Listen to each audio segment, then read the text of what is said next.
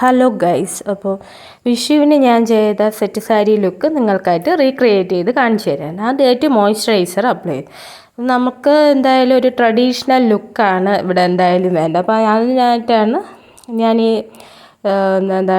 Makeup ചെയ്യാൻ ഉദ്ദേശിക്കുന്നത്. അപ്പം മെയിൻലി നമ്മൾ മോയ്സ്ചറൈസർ അപ്ലൈ ചെയ്തു, ഇനി പ്രൈമർ അപ്ലൈ ചെയ്യാണ്. അപ്പോൾ ഓരോ ഘട്ടമായിട്ട് ചെയ്തു. അത്യാവശ്യം നല്ലൊരു ലുക്ക് ക്രിയേറ്റ് ചെയ്യാൻ സാധിച്ചു. പ്രത്യേകിച്ച് ഈ അമ്പലത്തിലൊക്കെ പോവുക, അപ്പോൾ അതിന് ഞാൻ സ്ഥിരമായിട്ട് ചെയ്യുന്ന മേക്കപ്പ് തന്നെയാണിത്. നിങ്ങൾക്കായിട്ടും റീക്രിയേറ്റ് ചെയ്ത് കാണിച്ചു തരാം.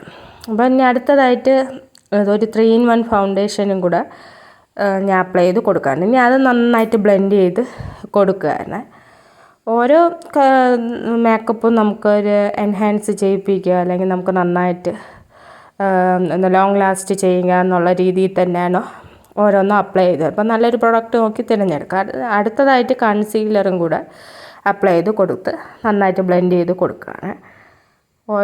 ഓരോ ഘട്ടമായിട്ട് ഈ മേക്കപ്പ് ചെയ്യുമ്പോഴും അത്യാവശ്യം നന്നായി തന്നെ ഇരിക്കുക എന്നുള്ളതും നമുക്ക് നന്നായിട്ട് തന്നെ സ്യൂട്ടാവുന്ന ടൈപ്പ് മേക്കപ്പ് തിരഞ്ഞെടുക്കുക. അപ്പോൾ ഓരോ ബ്രാൻഡും നന്നായിട്ട് ഇരിക്കുക. അപ്പോൾ നമുക്ക് ക്വാളിറ്റി അത് പ്രധാനമായിട്ടുള്ള കോസ്മെറ്റിക്സിൽ നോക്കി തന്നെ എടുക്കുക എന്നുള്ളതാണ്. അടുത്തതായിട്ട് ബ്ലഷ് അപ്ലൈ ചെയ്ത് കൊടുക്കുകയാണ്.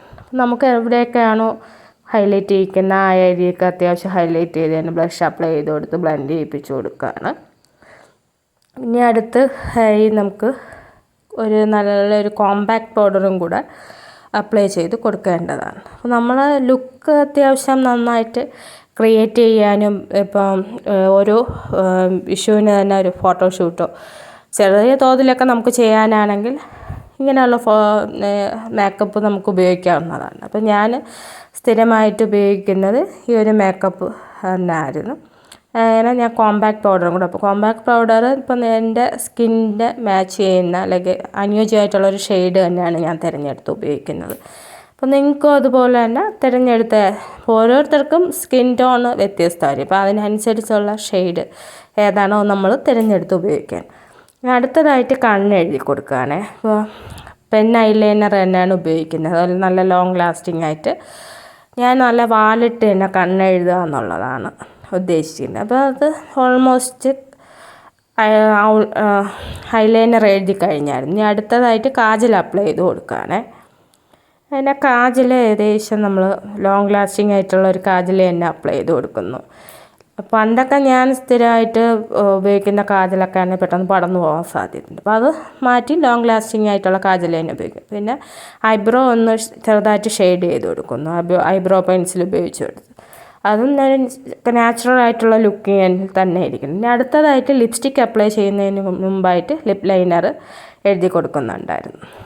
അതിനുശേഷം ഞാൻ 2 ഷെയ്ഡ് ലിപ്സ്റ്റിക്ക് ഉപയോഗിച്ചുകൊണ്ടാണ്, ഒന്ന് റെഡും ഒന്ന് മെറൂൺ ഒരു മിക്സ് ആയിട്ടുള്ളൊരു കളറ്, ഒന്ന് മാഴ്സിൻ്റെ സ്റ്റുഡിയോയുടെ ലിപ്സ്റ്റിക്കാണ്. അപ്പോൾ ഇത് രണ്ടും കൂടെ ഉപയോഗിച്ചൊരു മെയിൻലി ഒരു നല്ലൊരു ഷെയ്ഡ് എനിക്ക് കിട്ടിയായിരുന്നു. അത് ആക്ച്വലി ഈ ഒരു സെറ്റ് സാരി ലുക്കിന് നല്ലൊരു ലുക്ക് തന്നെയാണ്. പ്രത്യേകിച്ച് എൻ്റെ ഈ പിഗ്മെൻറ്റഡ് ലിപ്സ് ആയതുകൊണ്ടും വാഷ് ഔട്ട് ആവുന്ന കളറുകളൊന്നല്ല, കുറച്ചും കൂടെ നല്ല ബ്രൈറ്റ് കളേഴ്സാണ് അത്യാവശ്യം ഉപയോഗിച്ചാൽ നല്ലതായിരുന്നു. അങ്ങനെ ഞാൻ ഓൾമോസ്റ്റ് ലിപ്സ്റ്റിക്കൊക്കെ ഇട്ട് കഴിഞ്ഞായിരുന്നു. അപ്പോൾ എനിക്ക് നല്ലൊരു ഷെയ്ഡ് കിട്ടി. ഓൾമോസ്റ്റ് ഇതാണ് മേക്കപ്പിൻ്റെ ചെയ്ത് കഴിഞ്ഞതിന് ശേഷമുള്ളത്. അടുത്തതായിട്ട് പൊട്ട വെച്ച് കൊടുക്കാൻ പോവുകയാണ്. അപ്പോൾ പൊട്ട് വയ്ക്കുമ്പോൾ ഇത്തിരി അത്യാവശ്യം വലിയൊരു പൊട്ട് തന്നെ വെച്ച് കൊടുക്കുന്നുണ്ട്.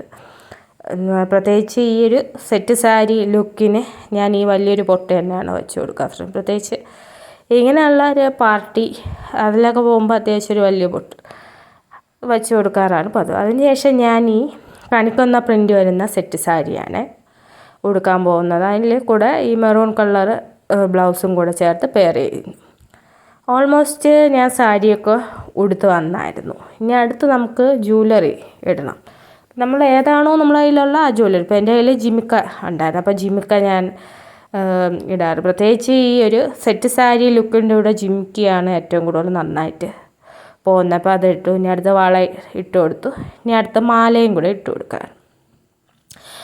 ഈ ഒരു ഉത്സവത്തിന് പോയപ്പോൾ വാങ്ങിച്ചൊരു മാല തന്നെയാണ്, നല്ലൊരു പേളിൻ്റെ മാല. അത് നന്നായിട്ട് ഇഷ്ടപ്പെട്ടു. പ്രത്യേകിച്ച് ആനയുടെ ലോക്കറ്റൊക്കെ വരുന്നുണ്ട്. അത് നല്ല ഭംഗിയുണ്ടായിരുന്നു. ഓൾമോസ്റ്റ് നമ്മളെ ജ്വല്ലറിയൊക്കെ ഇട്ട് കഴിഞ്ഞായിരുന്നു. ഈ സാരിയായിട്ട് നല്ല മാച്ച് ചെയ്യുന്ന ജ്വല്ലറി തന്നെ തിരഞ്ഞെടുത്ത് ഉപയോഗിച്ചു. മേക്കപ്പും അത്യാവശ്യം അതുമായിട്ട് സ്യൂട്ട് ചെയ്ത് പോകുന്നുണ്ട്. ഇനി അടുത്ത് നമുക്ക് ഹെയർ സ്റ്റൈലാണ്. അപ്പോൾ ഏതാ ചെയ്യുക എന്നുള്ളത് സിമ്പിളായിട്ടുള്ള ഒരു കുളിപ്പിന്നലാണ്. അപ്പോൾ ഞാൻ തലയിൽ ജടയൊക്കെ കളഞ്ഞു.